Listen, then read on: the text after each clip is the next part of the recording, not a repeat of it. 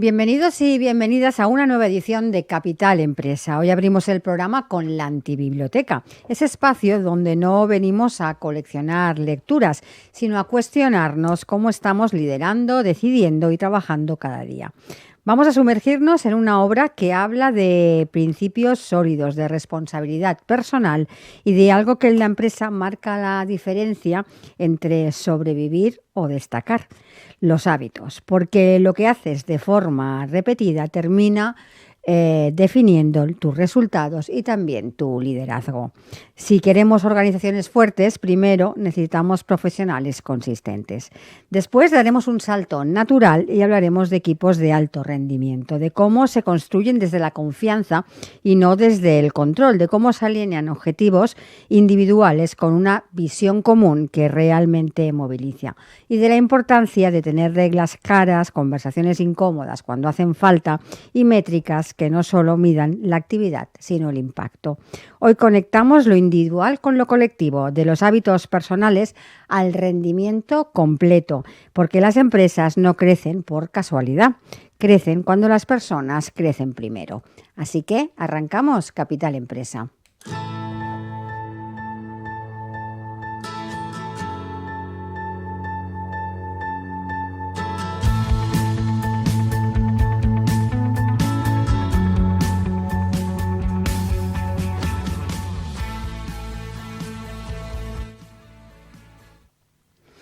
Y arrancamos ya nuestro programa de hoy con nuestro colaborador, con Diego Torres, en su espacio La Antibiblioteca. Diego, bienvenido. Muchas gracias. Buenos días, Montse. Bueno, volvemos otra vez. Volvemos. A llenar nuestra biblioteca. ¿Hoy con qué libro? Pues mira, hoy he escogido un clásico. De vez en cuando tratamos libros más de novedad y de vez en cuando nos vamos al pasado y... Yo creo que el pasado es muy interesante porque los libros que han pasado el test del tiempo, pues normalmente es porque tienen algo que merece la pena, ¿no? Y en este caso he cogido Los 7 hábitos de la gente altamente efectiva, de Stephen Covey, y yo creo que casi todo el mundo lo conoce. Es un libro que ha sido uno de los mayores ventas de libros de empresa de la historia. No recuerdo ahora la cifra exacta, pero son muchísimos millones vendidos. Salió en el año 89. Y de hecho yo tengo la suerte de haber conocido, fue profesor mío, Stephen Covey, en el año 90. Todavía, el libro acababa de salir, su discurso estaba totalmente centrado en el libro, pero no era todavía un personaje conocido como después lo ha sido, ¿no? Y por lo que dices, creo que ya van por la 40 o 41 ediciones. 41 ediciones, sí, no me extraña. La verdad es que sigue siendo un libro de actualidad y sigue siendo una referencia. Muchos libros que hablan de hábitos, en el fondo, revisitan las ideas de Covey simplemente y la ponen al día. Bueno, pues cuéntanos qué nos dice Covey en este libro. Sí, pues mira, a ver, aparentemente es un libro como normal, podríamos decir. Él habla de 7 hábitos que hacen que la gente sea eficiente. Realmente está estructurado en 3 hábitos de carácter más personal, 3 de carácter interpersonal y 1 que, digamos, viene a resumir algunas cosas, ¿no? Yo creo que está bien. Si vamos a lo que dice, los 3 primeros, por ejemplo, ¿qué nos viene a recomendar Covey? Pues habla de ser proactivo. Un elemento que es básico. O sea, hay gente que tiene una actitud ante la vida de, oh Dios mío, me ha pasado esto, el mercado, la competencia. Pues oye, sí, el mundo está fuera de nuestro control, pero lo que sí podemos controlar siempre es nuestra actitud, nuestra respuesta a lo que sucede. Entonces, el primero es cultiva la proactividad, ¿no? El segundo hábito del que habla Covey es empieza con un fin en la mente, que es el de planificación. Diseña tu propósito, tu misión, haz planes, trabaja en pos de aquello que quieres. Y el tercero de esta primera tríada es primero lo primero. Ha sido un clásico muy seguido, decir, oye, coge la matriz de Eisenhower o cualquier matriz de este tipo y céntrate, prima lo que es estratégico, lo que es importante, no reacciones solo a lo urgente, ¿no? Digamos que estos 3, su discurso esto es básicamente un tema de eficacia privada, por decirlo de alguna manera, de ganar independencia. Y después siguen 3 que son de interdependencia, son dado esto, ¿cómo te relacionas con los demás? Pues él habla de pensar en ganar, o sea, siempre preocúpate no de ganar tú, sino de que todas las partes salgan ganando. El quinto es primero entiende, primero comprende al otro, después haz propuestas, pero primero escucha activa. Y el sexto, el último de este segundo trío, es busca sinergias, crea equipo, intenta que todos sumemos en la misma dirección. El séptimo es distinto de los anteriores. El séptimo él lo llama afila la sierra. Es la idea de cuídate, porque todo lo demás, sin una persona cuidada en todos sus aspectos, no funciona, ¿no? Entonces, cuidado físico, cuidado mental, cuidado emocional, en todos los aspectos. A ver, dicho así, dices, bueno, está bien, pero es más o menos lo que dicen otros. Yo que lo he conocido, diría, no es lo mismo. O sea, él lo que es una persona que su historia ya es peculiar. Él es mormón, es una persona de fuertes creencias religiosas. De hecho, tenía 9 hijos y creo que tiene 50 nietos. Falleció en el 2012, pero creo que tenía 50 nietos en ese momento. Es una persona muy centrada en la familia y para él lo importante son los valores. Entonces, él había estudiado... Es de Salt Lake City, había estudiado en una universidad local, hizo el máster en Harvard, después volvió y ha sido profesor muchos años en una universidad religiosa. Para él lo importante son los valores. Y él lo que hizo es leer la literatura de gestión. Decía, pero todo el mundo habla de técnicas. Persuasión, comunicación, negociación. Fíjate que lo que hay detrás está relacionado con todo esto, pero él dice, es que no se trata de técnica, lo que has de hacer es cultivar virtudes, convertirlas en hábitos a base de repetir decisiones bien tomadas, ¿no? Entonces, aunque parece que habla de lo mismo, habla en otro nivel. Él lo que dice es, cultívate como persona, esta actitud proactiva te va a ayudar siempre, tener claros tus propósitos y ser consecuente en lo que haces en el día a día es esencial. Fíjate que los 3 valores respecto a los demás no son de cómo ganar a los demás, son de cómo escuchar a los demás, ayudarles y, bueno, ayudémonos todos juntos en todo caso, pero todo el libro está basado en cómo es su personalidad y cómo son sus valores. Sin atender a eso, yo creo que no lo entendemos bien y parece un libro más de actitudes y de técnicas de comunicación. Pero a mí me ha gustado mucho por eso, comprendido mejor al haber conocido a la persona. Eso es importante también. Sí. Diego, de los siete hábitos que se marcan en este libro, ¿cuál consideras que puede marcar un antes y un después cuando alguien lo aplica de verdad?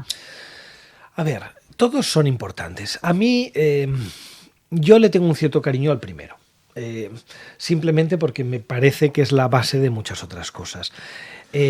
Todos sabemos que hay personas que en la vida nos pasan cosas buenas y malas, y a veces si tu actitud cuando pasa algo malo es oh Dios mío, es que claro, es que la sociedad, es que pues no vas a ningún sitio, ¿no? Entonces el darte cuenta de que puedes tener ese control ayuda mucho, y los demás son cómo trabajo desde ese punto. Fíjate que a mí que me gusta mucho también el tema, y un día me gustaría coger algún libro y hablar de él, la época de la exploración polar, la última época en la que personas han liderado equipos y lo han pasado muy mal para conseguir ciertas tareas, es uno de los primeros aspectos que sale siempre. Tú no puedes controlar lo que está fuera de tus manos, pero sí puedes reaccionar y hacerlo con la actitud apropiada. A mí me parece que es el principio. Los demás ayudan. Los 7 son muy buenos, pero ese para mí es mi preferido. Se habla en el libro también de prioridades, ¿eh? ¿Por qué nos cuesta tanto priorizar lo importante frente a lo urgente, incluso sabiendo que tenemos que hacerlo? Sí. A ver, pongamos también el libro en su contexto. Yo recuerdo en esa época tenían mucho éxito técnicas como el time system, temas de control de agenda, ¿no? Él, ¿por qué vuelve a hablar de esto? Porque dice, es que por mucha técnica de gestión del tiempo que emplees, al final, si no tienes claro tu propósito, tu misión, el tiempo te come. Es lo que a veces, como hemos hablado de estrategia, sí. La mayoría de empresarios describen su vida, su día a día, como correr como pollo sin cabeza. Te come el día a día. Si tú al menos tienes muy claro tu propósito, tienes claro, no el plan detallado, pero sí las grandes líneas de lo que quieres hacer para conseguir aquello que deseas, es más fácil establecer las prioridades. Bueno, establecerlas no, es más fácil cumplirlo, es más fácil cumplir lo que te planteas. ¿Qué dirías que es el principal error o la principal dificultad, ¿no?, que comete la mayoría de las personas cuando intentan aplicar todos estos hábitos por primera vez? Bueno, a ver, es difícil y yo tampoco pretendo ser ningún experto en estos temas, pero justamente quizás lo que comentábamos antes, ¿no? El que él no lo plantea tanto como una técnica, haz esto y tendrás buenos resultados, sino que él lo plantea casi como una actitud de por vida, ¿no? Es decir, cultiva aquellas cosas que son buenas para la persona como tal, que no te preocupes, que ya te ayudará también en tu profesión. Si tú tienes la actitud mental apropiada, si tienes claro lo que para ti es importante en esta vida, si gestionas razonablemente bien las cosas que te vienen y dejas espacio en tu vida para aquello que consideras que es importante, ¿no? Es más fácil que esto funcione. Y en cuanto a la relación con los demás, al final, fíjate, el marketing, ¿no? Uh-huh. Un día también podemos hablar de ello. Hoy en día se asocia a técnicas de comunicación y casi te diría, y además principalmente digitales. Sí. El marketing nace como una actitud también vital, es decir, escucha a tu cliente. El marketing, sí. Después ya vemos cómo le comunicas y cómo le vendes, pero es escucha y entiende sus necesidades, que es lo que está diciendo Covey en su libro. Uh-huh. Escucha a los que están a tu alrededor, sean clientes, sean competidores, sean empleados. Yo creo que ese elemento más centrado en el ser que en el tener una técnica es lo que más te va a ayudar a cumplir con estas cosas que son difíciles, uh-huh, sin duda. Pues Diego, como siempre, seguimos sumando libros a la biblioteca. Muchas gracias. Gracias. Y ahora vamos a continuar el programa un poco, digamos, como salto natural, también lo decía al inicio, hablando de los equipos de alto rendimiento. Y para ello nos acompaña en el estudio también Miguel Freitas. Él es especialista en transformación organizativa y gestión del cambio. Miguel, bienvenido. Hola, gracias. Miguel, para empezar, cuando tú hablas de transformación organizativa, siempre vuelves a las personas y a los roles del equipo, de los equipos. ¿Cómo defines tú un equipo de alto rendimiento en términos prácticos? ¿Es algo medible? Cuéntanos. Medible. Yo creo que lo que no se mide no crece y eso quizás es la esencia de un equipo de alto rendimiento, ¿no? Porque un equipo de alto rendimiento tiene un objetivo claro, tiene metas claras. Y realmente la esencia y lo que se creó de los equipos de alto rendimiento al final toca algo esencial, que es cómo la gente se relaciona entre ellos, ¿no? Uh-huh. Porque muchas veces asociamos a que el resultado excelente se hace con reglas muy duras y con un jefe ultra duro, pero es completamente al revés. Y como tú acabaste de verbalizar muy bien al inicio, los equipos de alto rendimiento tienen unas características entre las cuales el reconocimiento, el apoyo y el empoderamiento, ¿no? Cosa que es dependiendo del grado de madurez del jefe que quiere implementar eso, puede ser más o menos difícil o hasta diría casi imposible. Uh-huh. Muchos confunden buen equipo con equipo eficiente. ¿Cuál es la línea que separa a los equipos que simplemente cumplen a los que realmente rinden al máximo nivel? Yo antes de más hacerte un pequeño matiz que yo considero que los equipos de alto rendimiento no son sostenibles. Uh-huh. Creo que los equipos, o sea, dentro de la empresa haber proyectos de alto rendimiento, yo creo que sí es sostenible porque es temporal. Porque como tú sabes, los ejemplos que tienes de equipos de alto rendimiento, como la Fórmula 1, los restaurantes estrellas Michelin, O sea, la rotación de gente no es pequeña.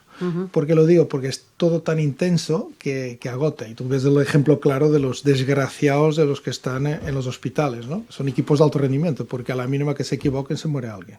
Y eso tiene un estrés increíble. Dicho esto, yo soy más defensor de lo que es equipos eficientes, ¿vale? Y parto siempre del matiz. Y te hago una pregunta. Para ti, ¿cuál es el recurso más escaso del ser humano? Tiempo. El tiempo. Dicho esto, si estamos poco tiempo, hagámoslo bien. Y esto es un poco todo el storytelling que yo defiendo y implemento en las compañías, mucho más en procesos de cambio, porque si conseguimos que la gente dé valor primero al tiempo, si dan valor al tiempo, yo creo que es necesario que se den valor a sí mismas. Es cuando tú dices, a ver, ¿te cuidas como persona? ¿Estás feliz con lo que haces? Y para tener un trabajo eficiente, tú deberás ser eficiente contigo misma. Dicho esto, esto viene, si vemos el ejemplo de un deportista, ¿no? Un deportista de alto rendimiento es donde yo baso toda mi experiencia, es lo que llevo haciendo desde pequeño, con lo bueno y lo malo, porque no todo es positivo. Pero creo que la esencia de las reglas que se ve, como hacen los deportistas perfectamente en una empresa, es lo que permite que sea sostenible un equipo, que sea un equipo eficiente. Diego, desde tu mirada de estrategia, digámoslo así, ¿qué es lo primero que detectas cuando un equipo no está rindiendo como debería y qué es lo que más te sorprende cuando uno empieza a transformarse de verdad? A ver, yo creo que es aquello, como decía famoso escritor, todos los equipos que funcionan bien se parecen entre sí y los que no funcionan cada cual a su manera, ¿no? Hay muchas causas pero para mí una de las cosas que realmente cambian es tener un objetivo claro. Tener el propósito. Miguel lo mencionaba hace un momento. Si no está claro aquello para lo que está constituido, es difícil tener un alto rendimiento. Por eso muchas veces hablamos justamente, ¿no? Como decía Miguel, de proyectos, porque están limitados en el tiempo. Y durante un tiempo está muy claro. En un proyecto suele estar muy claro el para qué estamos. A veces en la empresa lo vemos demasiado general todo y nos olvidamos de clarificar el propósito y los objetivos a la gente, y eso hace más difícil mantener ese foco. Miguel, ¿qué competencias son imprescindibles en los miembros de un equipo para hacerlo altamente eficiente, como tú nos dices? Esa es una pregunta interesante. Yo creo que empezamos por la humildad. Creo que es lo básico, es cuando uno está abierto a equivocarse y aceptar que los otros se equivoquen, ¿vale? Si conseguimos apartar, que esto es un gran reto de muchos de nosotros, que es el ego de cada uno, eso es lo que permite casi directo que la eficiencia del equipo tenga más posibilidad de crecer. Por supuesto que hay técnicas, la rueda ya ha sido inventada hace mucho, ¿no? Pero creo claramente que el esfuerzo, ¿no? y espíritu de equipo. Y creo que la proactividad, como tú bien decías hace un minutito, cuando explicabas de los hábitos de Covey, que Covey al final dice, en su última, ¿no? en la séptima, refiere, vale, ok, empiezas por la proactividad, que es la primera, pero creo que es cuidarse a sí mismo. Dicho esto, si uno se cuida a sí mismo, quizás de forma más natural cuidará a sus equipos. Eso para mí fue de los grandes aprendizajes de mi vida, porque tengo éxitos, tengo también fracasos que aprendí mucho, y me da la conclusión que cuando consigues apartar el ego, escuchas, estás curioso con lo que hace el equipo y empoderas a la gente, y el error no es un problema, pero sí una fase de aprendizaje, yo creo que eso es lo que hace el cóctel, diría, divertido, para que el equipo se considere eficiente y cumpla sus objetivos. Sí. No, yo creo que, a ver, por ejemplo, Covey tiene su modelito, pero es que al final hablamos de cosas que son como de sentido común. Y dices, ¿por qué en la realidad en la empresa cuesta tanto aplicar conceptos en los cuales casi todos estaríamos dispuestos a suscribirlos el 100%? Yo creo que el ego, sin duda, es una cosa que a veces interfiere y a todos nos hace tomar decisiones equivocadas, y la falta de cuidado entre personas. Quizás el deporte no sé, tiene algo, tiene un aspecto lúdico, aunque lógicamente, sobre todo en el deporte profesional, lo único que importa son los resultados. Pero, digamos, aprendemos muchas cosas de trabajo en equipo en los deportes no profesionales. Y ahí el elemento lúdico hace que a veces quizás no estamos tan preocupados, estamos más relajados y permite aflorar pues esa ingenuidad que es necesaria para aprender, ese valorar a los otros. No estamos tan en tensión. Creo que por eso muchas veces aprendemos más de cómo trabajar bien en el deporte, en el juego en general, que cuando estamos en la empresa sometidos bajo demasiada presión. Claro, el jefe que pone una presión excesiva o lo hace de una manera demasiado directa, lo que va a fomentar es que haya más errores entre el equipo muchas veces. Por eso yo creo que el modelo ese que a veces tenemos del jefe ultraduro, efectivamente, no va a ser el más eficaz.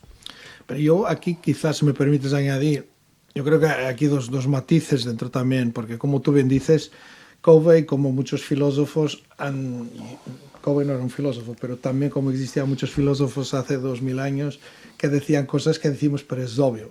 ¿Y por qué no lo aplicamos? Bueno, porque el ser humano es así. Ahora, dicho esto, yo creo que aquí, yo sí que es verdad que cuando estamos hablando de eficiencia de equipos, yo sí que creo que debe haber, yo no diría exigencia, pero sí asertividad en las instrucciones que se les da al equipo, que obviamente que el equipo tiene que haber comprado la idea para lo que se dedica, pero creo que para mí hay dos temas que marcan la diferencia, que es lo que es la preparación y lo que es la constancia. Porque realmente la preparación, bien, como decía también Covey, ¿no?, define claramente hacia dónde quieres ir. Si el equipo tiene claro hacia dónde va y después la constancia para llegar es lo que permite a los deportistas triunfaren, quizás equivocarse menos, y un deportista cuando se equivoca, ¿qué ocurre? Se lesiona muchas veces, ¿sí? Porque algo no hace bien. Y a un deportista, cuando se lesiona, es cuando tiene un problema emocional difícil porque pierde su esencia, que es poder competir. En la empresa, la lesión también puede ser muy grave, es cuando alguien se siente excluido, la depresión o lo que sea, porque al final no nos olvidemos que las empresas existen para generar beneficio, pero para ello necesitan las personas, con lo cual necesariamente beneficio y personas son esencias que no se pueden disociar y hay que cuidarlas mucho. Dicho esto, todo lo que hagamos para evitar que nuestros equipos tengan lesiones emocionales o físicas también, por supuesto, permitirá que el día a día y este tiempo que nos queda sea divertido y lo pasemos bien. Porque ahora que hablamos de jefes, ¿cómo influye el estilo de liderazgo en la evolución de un equipo hacia una mayor eficiencia? Al final, yo creo que hay una pregunta que suelo hacer cuando algún cliente me aborda o cuando estoy abordando a un cliente para hacer un proyecto, y la pregunta que le hago es, ¿eres consciente que la culpa de todo lo que está pasando es tuya? Porque entiendo que cuando nos llaman es porque tienen problemas o quieren mejorar. Y de ahí que la persona diga, yo no, es que la culpa es de mi equipo, entonces automáticamente es un motivo ya muy importante para que yo me excluya de ese proyecto.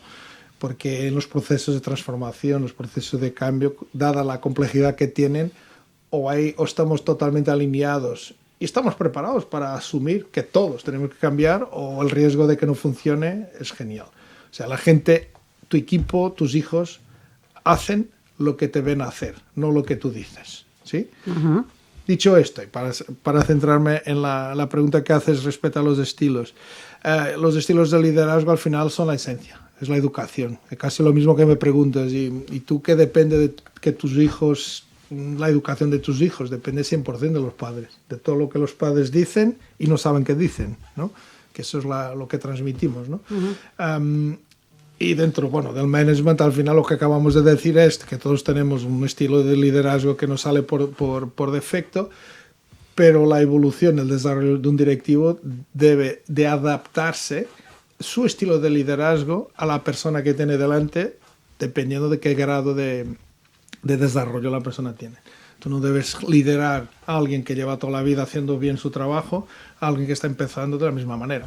O sea, tú dices, ¿lo puedes hacer? Sí, pero quizá los resultados van a llevar mucho más. Y como insisto mucho, que el tiempo es dinero, y esto es la esencia de la eficiencia, es importante ser muy eficiente en ese aspecto de cómo lideras para rápidamente sacar lo máximo, que así tendrás más tiempo para ti, más tiempo para tu familia y con unos ingresos esperamos que sean alineados con eso. Uh-huh. ¿Es posible que una empresa tenga buenos indicadores y aún así tener equipos mediocres? ¿Qué son buenos indicadores? Buenas cifras, buenas... Las cifras bueno, entiendo si asumimos la transparencia de las cifras, asumiendo... A ver, yo no creo en milagros. Entonces, si son las personas que hacen los números, ahora también hay que entender por qué son las personas mediocres. Quizás pueda haber un caso muy excepcional, no he conocido a ninguno, pero quizás pueda haber alguna empresa que por motivo, hubo un momento que con todo el mundo que se está peleando y el resultado salió, pero yo creo que el 99% demuestra lo contrario.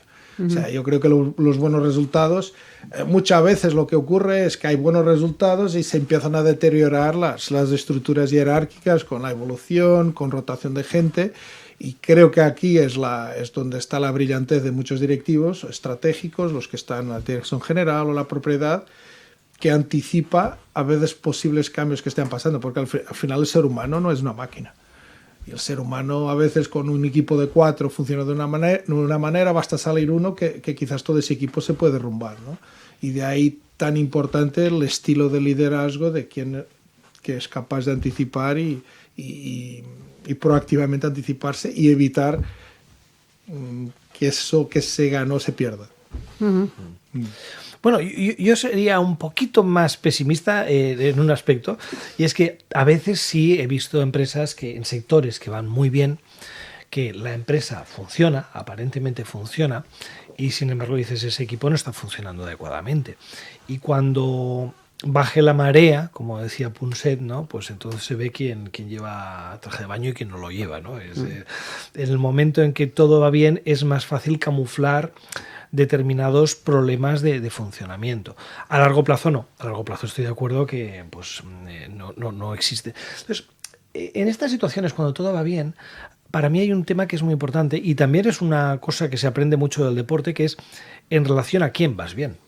No, es que estoy ganando, ya, pero ¿y cuánto está creciendo tu competidor? No, el doble que yo. Pues quizás no lo estamos haciendo también. Entonces quizás hay que cambiar el indicador, porque realmente hay algo que no es tan evidente en tu EBITDA, pero que está indicando que a lo mejor no estás haciéndolo adecuadamente, ¿no? Y yo creo que también, vuelvo al libro, ¿no? Hay otro de esos principios que hemos comentado, que es el de escuchar mucho, de escuchar al otro. Muchas veces estos problemas están porque el director está más atento a sus problemas y lo que quiere conseguir y no está escuchando al equipo. Escuchar no quiere decir que siempre el equipo tiene razón. A veces hay miembros del equipo que no funcionan en esa empresa, en ese contexto, no han encajado con el equipo y es difícil resolverlo, ¿eh? En general creo que hay que intentarlo, pero no siempre funciona. Pero al menos ese entenderlo, sí.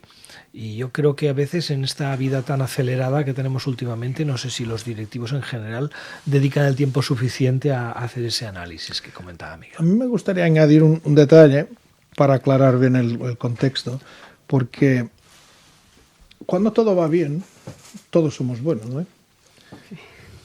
En la vida con la pareja, ¿no? Y claro, donde se ven los grandes líderes es cuando todo va mal, es la tempestad. Es verdad que quizás tú puedes decir, pero todo va bien. Yo creo que es muy, muy importante lo que Diego acaba de referir respecto a la competencia, cómo estás, porque a veces nos equivocamos. La empresa gana dinero, pero gana lo suficiente. He vivido situaciones de empresas que ganaban mucho dinero y pueden ganar el doble. Entonces ya preguntas, pero sin duda que creo que el gran desafío donde se nota, yo tuve la suerte de trabajar con jefes que efectivamente se veía en el momento de la complejidad cómo se hacen enormes, y cuando todo iba bien es como si no existieran, pero estaban ahí, y eso para mí es un gran líder. El gran líder es cuando realmente se cae el castillo y qué hace y cómo lidera que sus equipos consigan reconstruirlo, sí. ¿No? Muchas empresas toman la decisión de ser, para llamarlo así, ágiles, pero al final acaban igualmente con estructuras rígidas. ¿Qué prácticas o qué mentalidades hay que eliminar para convertirse realmente en empresas ágiles? Yo creo que... Yo insisto mucho en el ego. Porque creo que, o sea, cuando la dificultad muchas veces que originan este tipo de metodologías, que son muy bonitas de decir, pero cuando llevas a la práctica, dices, ¿pero esto qué estamos hablando? ¿Tú escuchas? ¿Tú empoderas? ¿Tú delegas? ¿Marcas una buena agenda? Que esto al final es lo que hace. Ahora, quizás Diego aquí es más experto que yo en entender muchas de estas teorías, pero muchas de ellas, lo que es el Agile y tal, todo esto es un marketing que alguien hizo y creó un nombre, que está bien, pero muchas veces yo pregunto, ¿pero para qué tú lo estás aplicando, ¿no? Y eso a veces creo es lo que cuestiona si realmente funcionó el Agile o fue el equipo que ha fracasado, ¿no? Que son conceptos. Fíjate que volvemos al tema de la diferencia entre técnicas y cosas que son realmente de fondo importantes, ¿no? Ahora hay mucha presión para conseguir esta agilidad de las compañías. Uh-huh. Y es cierto, pero déjame que lo relacione con el tema central del que estábamos hablando, ¿no? Si yo echo la vista hacia atrás y miro cuáles son los mejores jefes que he tenido, y cómo funcionaban esos equipos y esas empresas, te diría que seguramente las mejores no son las que eran más rápidas. Precisamente porque tiene que haber esa atención al equipo, ese escuchar, ese pensar, quizás no eran las más rápidas. Y sin embargo, las recordamos como las mejores no solo porque ¡ay, qué divertido era trabajar allá!, sino porque se conseguían los mejores resultados. Y yo esto es una pequeña crítica que le hago a cómo hemos evolucionado en management en las últimas décadas. Hay una obsesión con la eficacia operativa y hacerlo todo con los mínimos recursos posibles y en el mínimo tiempo posible, pero cuando vienen mal las cosas, cuando vienen mal dadas, la resiliencia requiere de un cierto margen. Uh-huh. Cuando todo se ha llevado tan al extremo, es fácil que algo cruja y no resista el primer temporal. Uh-huh. Yo creo que, es verdad que hay problemas para ser ágil, hay empresas que tienen que revisarlo y cómo están funcionando y cuáles son sus procesos, porque nadie va a sobrevivir si no es capaz de adaptarse con una razonable rapidez al entorno. Pero cuidado con hacer de la eficacia máxima y la velocidad máxima el mayor objetivo, porque creo que tiene muchos peligros también. Diego, ¿qué es lo que más frena a los equipos para, digámoslo así, dejar de apagar fuegos y empezar a anticiparse de verdad? ¿Qué les frena? ¿Podría ser la falta de visión? No sé, el método, la valentía, ¿qué es? A ver, como todos los problemas multidimensionales, y yo me temo que no hay una solución única. Y este es el problema. A veces intentas mejorar algo y no te funciona. Intentas mejorar otra cosa y tampoco lo logras. Pero para mí esa claridad de objetivos al menos ayuda mucho. Si tú tienes claro en todo momento lo que intentas conseguir, ayuda mucho. La otra cosa que yo creo que es fundamental es el clima de, no sé cómo llamarlo, tiene que ver con lo que decía Miguel del ego, ¿no? Pero esos climas en los cuales te sientes libre de hacer una propuesta y sabes que no va a pasar nada si lo que has dicho no es lo mejor pensado del mundo o los demás piensan distintos, ¿no?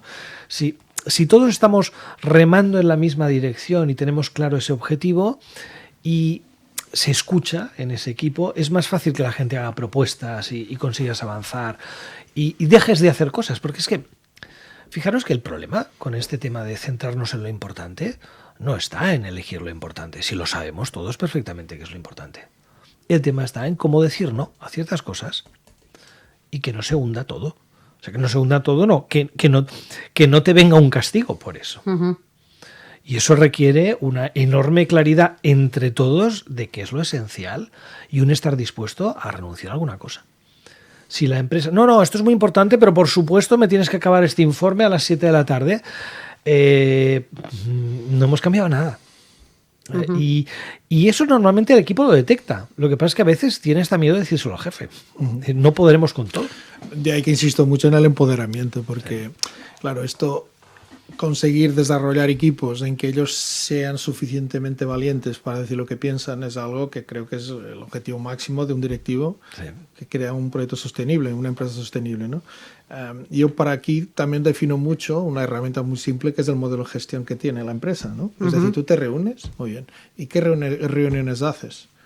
No hace falta, porque la mayoría de empresas dicen, sí, nos reunimos mucho. Yo estoy con mis colaboradores, pero ¿cuándo te reúnes? No, mira, me paso, hago un café y le pregunto cómo va y tal. Eso es informal, eso no es formal. Porque para mí una reunión de un modelo de gestión es quién, cómo y cuándo. O sea, algo tiene que haber cambiado. Cuando entro y cuando salgo, ¿no? Y aquí es donde realmente se transforma la persona. Las reuniones one-to-one, no las reuniones de equipo. Las reuniones de equipo son las que la mayoría de empresas hacen, pero ¿y cuántas reuniones individuales hacen? Bueno, hago una al año para atribuir los bonos. O sea, el traje a medida. Para mí yo lo que defiendo mucho es definir dentro de los equipos claramente cuál es el grado de madurez que cada uno tiene para su desempeño de sus funciones.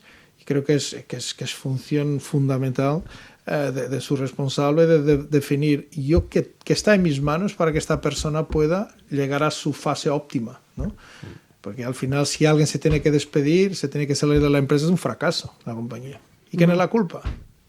La culpa quizás, la gran mayoría de veces, es porque las características de la persona no son las que eran necesarias para el desarrollo de su función. Y ahí vuelvo a tocar, la culpa es del jefe. Y de ahí el punto ¿no? Sí. No, y piensa que, por ejemplo, estamos yendo en una dirección, diría, de solo reuniones grupales. Y antes Miguel señalaba una cosa que también es muy importante. El estilo de dirección no es el que le guste al jefe. De hecho, tengo un libro pensado para otro día que justamente se centra en esto. El estilo de dirección depende de la persona, del directivo concreto al que tienes que supervisar. Si solo lo haces en equipo, tu capacidad de adaptación es mínima. Solamente puedes adaptarte un poco a las necesidades de la persona si tienes reuniones uno a uno. Y lo estamos olvidando, creo que... Y claro, el problema es que las reuniones de equipo al final tampoco... Porque, bueno, hay otra regla que no lo hemos verbalizado, que es... yo he crecido, y quizás tú también, tú eres muy joven todavía, no ha pasado por ti, pero yo he crecido en el concepto de que tú tratas a los otros como te gusta que te traten. Y está demostrado que esto no es así. Tú tienes que tratar a los otros como ellos quieren ser tratados. Obviamente dentro de unos matices, dentro de unas reglas, ¿no? Y cuando estamos liderando y si solo vinculamos nuestra interacción con nuestros equipos en la reunión de equipo, es humanamente imposible que tú te adaptes a cada uno de ellos porque la sistémica del equipo condiciona otras cosas. Ahora bien, reuniones de equipo sí que sirven para determinados objetivos. Ahora, a nivel del desarrollo, a nivel del empoderamiento, yo creo que es mucho más eficaz el uno a uno, porque realmente eso es lo que Covey dice, que es importante y no es urgente, pero es muy importante. Sí. Porque las urgencias siempre es cuando cae el castillo, pero desarrollar a alguien yo creo que es importante y no urgente. De ahí que planifícatelo en la agenda con tiempo para poder hacerlo crecer, ¿no? Antes, Miguel, apuntabas que los equipos altamente eficientes no son sostenibles y tú decías también que, bueno, que lo importante quizá era trabajar por proyectos para tener esos objetivos claros y que ese equipo se enfocase, ¿no? Pero cuando hablamos en general de empresa, tú decías, es un poco más difícil ahí definir cómo tenemos que hacer con estos equipos de alta eficiencia. ¿Hay que ir reinventándolos constantemente? Yo disculpa matizar, porque yo lo que decía es temas de términos, pero yo lo que no veo que es sostenible son los equipos de alto rendimiento. Ahora, equipos eficientes sí que es sostenible, porque uno ser eficiente es sostenible consigo mismo. Ahora, la pregunta que haces es, ¿cómo podemos aguantar? Yo creo que tiene que ver con el día a día. Te hago una reflexión. Un deportista, alguien que va al gimnasio, que no es un deportista profesional, ¿vale? Al inicio cuesta mucho, pero el cuerpo humano genera lo que llamamos la serotonina, ¿no? Y eso es lo que da un bienestar. Pero para que esos hábitos pasen a estar incorporados, hace falta una constancia. Dicho esto, yo llevo ese ejemplo a la empresa. Es esa constancia, es cuando las cosas no van bien, ¿qué hacemos? Yo reconozco a quien triunfa. Acepto que quien no triunfa, siempre y cuando demuestre que aprendió con su fracaso o con su poco éxito, que no lo repita. Si la organización lo demuestra que esto es una constancia, esto es lo que hace que el cambio o que la eficiencia se pueda mantener en el tiempo. Y nosotros que somos consultores externos muchas veces vemos que, claro, generamos ahí una burbuja y la gente súper alineada y tal, pero como todo, al final nuestros proyectos tienen tiempo limitado, porque nosotros no somos externos y un externo no puede, la empresa nunca debe depender de un externo para su sostenibilidad. ¿Y qué ocurre? Veo muchas veces que por eso hacía esa pregunta al inicio, que si el jefe, el dueño, el propietario lo vive en su persona, este concepto de la constancia es lo que permite que su equipo vea que las cosas salen. Y la constancia para mí es lo que hace la constancia de todo, de la estrategia se implementa y cada día picando.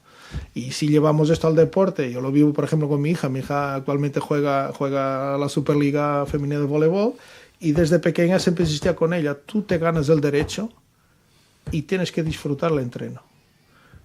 El juego ya da igual, si ganas o si pierdes. Ahora, si tú eres feliz mientras entrenas, el resto, todo sale o no sale. ¿Por qué? Porque los factores externos que no están en tus manos, si te condicionan, vas a ser un amargurado o una amargurada, ¿no?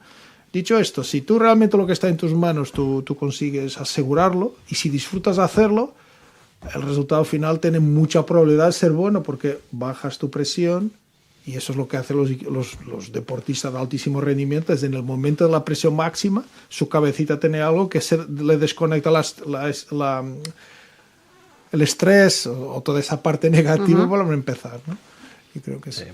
Sí, yo creo que, a ver, somos, también lo decía antes Miguel, ¿no? Somos seres humanos, no somos máquinas. Sería ideal una empresa en la que todo el mundo funcionara a la máxima potencialidad todo el tiempo, pero no es posible. No es posible y no creo que fuera deseable porque acabaría todo el mundo agotado, ¿no? Entonces, la estrategia, ya sabes que yo siempre acabo viendo ese tema. Es importante porque también te permite poner el foco. O sea, en la estrategia es más importante lo que decides no hacer que lo que decides hacer. O sea, es un proceso de renuncia. Tú analizas tu empresa y dices, mira, yo creo que el principal reto que tenemos ahora es este. Y la manera de superarlo, a grandes rasgos, va a ser esta. Entonces, pones en marcha proyectos para resolver aquello. Y pones tus mejores recursos, el mejor esfuerzo en aquellas cosas que en ese momento son clave. Ahí sí que creo que es muy importante tener equipos que saben funcionar al máximo rendimiento. ¿En todo absolutamente y todo el tiempo? No. Es que no creo que sea posible ni bueno. ¿Cómo incorporas a alguien nuevo que evidentemente tiene que aprender y madurar si solo le vas a exigir el máximo? Es que no hay cabida para la formación ni siquiera si siempre estás rindiendo al máximo en todos los aspectos de tu empresa. Entonces, esa capacidad de decidir dónde pongo el foco, para mí es muy importante. Pero a mí me gustaría añadir que las cosas no vayan bien es divertido. ¿Vosotros conocéis a alguien que la vida le ha ido perfecta? ¿Conocéis? ¿Real? ¿Que exista? Yo no conozco. ¿Qué ocurre? Yo creo que hemos todos crecido con unos valores que solo se prima el éxito. Yo tengo una frase muy bestia, que yo creo que el éxito te engorda y el fracaso te hace aprender. Y creo que además es una dialéctica de palabras que me gusta mucho utilizar en las empresas. No, porque solo problemas. Y el mensaje es, yo solo conocí un directivo que me decía que no tenía problemas en su empresa. Esto está todo perfecto. Y lo despidieron a cabo de un mes. Porque si la empresa, si no hay problemas, entonces quizás hay que despedir a la gente, porque la gente está para solucionar los problemas, ¿no? Dicho esto es la manera de ver los momentos difíciles como algo positivo. Porque creo que es donde realmente nosotros marcamos la diferencia, porque cuando todo es perfecto, es aburrido. Y creo que esta mentalidad, y esto es lo que también yo traigo mucho de la parte del deporte, de que realmente ver en los momentos extremos es donde uno dice, yo soy diferente, yo he entrenado y lo hago. Y en mi caso es lo que he hecho. El deporte que hacía, yo era un deportista de alto rendimiento, casi me maté 2 veces por otros temas, pero no me maté porque estaba preparado. ¿Vale? Entonces, pero me lancé. Y eso es lo que hace, y creo, obviamente tampoco la vida también te enseña que no hace falta a veces hacer las cosas tan extremas, pero creo que es divertido de si estás aquí, de compartir esta experiencia con ejemplos muy prácticos para que vean modelos. Porque al final nosotros cuando acompañamos ejecutivos y personas, no somos nadie para cambiarles la mentalidad. Ahora sí, podemos compartir nuestra experiencia, nuestras ideas, y cada uno tiene que encontrar su equilibrio, porque hay muchas maneras de gestionar, hay muchas maneras de cocinar. No hay una solo. De ahí que creo que esa individualidad de cada uno, de encontrar cuál es su punto, es lo que marca realmente el directivo o el ejecutivo que consigue realmente tener los mejores a su lado, ¿no? Has comentado tú ahora en tu anterior respuesta, ¿no? ¿Cómo se incorpora alguien nuevo a un equipo? Si hablamos de empresas que han tenido que adaptarse a los cambios, empresas que ya llevaban asentadas muchos años y que ahora irremediablemente han tenido que adaptarse a los cambios, ¿cómo se preparan los equipos para todo lo nuevo que entra, para lo que viene? Hablo de, no sé, inteligencia artificial, trabajo híbrido, generaciones diferentes, expectativas, si las generaciones diferentes, las expectativas diversas. ¿Cómo se prepara a un equipo para todo esto? A ver, aquí tengo dos opciones, ¿no? La respuesta políticamente correcta o la más real, ¿no? La real. La real. Creo que es una asignatura pendiente. Fíjate que hablamos un montón de entrenamiento, ¿no? Cogiendo la analogía del deporte, el entrenamiento. ¿Dónde está el entrenamiento en la empresa? Es que no está. Es que sí, y nadie habla de ello. Escribí hace un año y medio o algo así un libro sobre sucesión, no sucesión en la empresa familiar, que es el último libro, sino sucesión de un directivo. Está muy claro lo que es necesario para un cambio exitoso. ¿Cuántas empresas lo aplican? Es que es impresionante cómo no lo planificamos para nada y no entrenamos para estos cambios. Después las cosas van como van. O sea, tampoco tenemos que sorprendernos, ¿no? Porque no ha habido entrenamiento, pues el resultado no va a ser muy bueno. Y hay cosas que es verdad que no puedes planificar. Creo que un día hablábamos, que puse el ejemplo de un hombre al agua, ¿no? Hablando de deporte, pues a mí que me gusta la vela, pues es un suceso que te da pavor. Si se te cae alguien, la gente no se te cae al agua el día que hace buen tiempo, se te cae al agua cuando es de noche y hay temporal y alguien ha cometido un error y se cae. Y es muy difícil salvar a alguien en esas condiciones. Tú no planificas, no hay planes para el hombre al agua. Lo que hay es entender los procesos necesarios cuando pasa eso y practicarlo y entrenarlo un montón de veces para que cuando tengas el problema reacciones rápido y bien. No lo hacemos en la empresa. Un día podemos hablar del tema de los escenarios, del uso de escenarios para planificación. En general, nos enfrentamos a los problemas con la primera vez y sin haber entrenado nunca a nadie para las tareas que le vienen. Miguel. Yo creo que al final, cómo se prepara el equipo, es como bien dices, hay tantos factores, pero como tú bien dices, eso es la asignación pendiente, que lo que es importante no es urgente. Y la gran dificultad, yo quizás he conseguido transformar más directivos cuando se comprometieron conmigo de planificar en su agenda a una vez al mes 3 horas para lo que ellos consideran que es importante y no urgente. ¿Vale? Entonces, cuando conseguimos eso es cuando la gente empieza a dar las prioridades de anticipar, porque claro, la capacidad de anticipación, por muchos planes que existan, es verdad que no hay milagros, porque surja lo que surja. Pero yo creo que si todos aceptamos y nos adaptamos, hemos vivido una situación este viernes de adaptación y al final, mira, yo hice lo que está en mis manos, pero me pude adaptar, me adapto. Y creo que si aceptamos y nos apoyamos entre todos, porque al final no nos equivoquemos, los equipos son una suma de skills diferentes, porque no hay dos personas iguales. Y si tenemos esa habilidad, ese empoderamiento de conseguir sacar lo mejor de cada uno, yo creo que es difícil que no haya soluciones que el equipo no consiga encontrar, siempre y cuando se les dé espacio, se les escuche y continuando con empoderando, ¿no?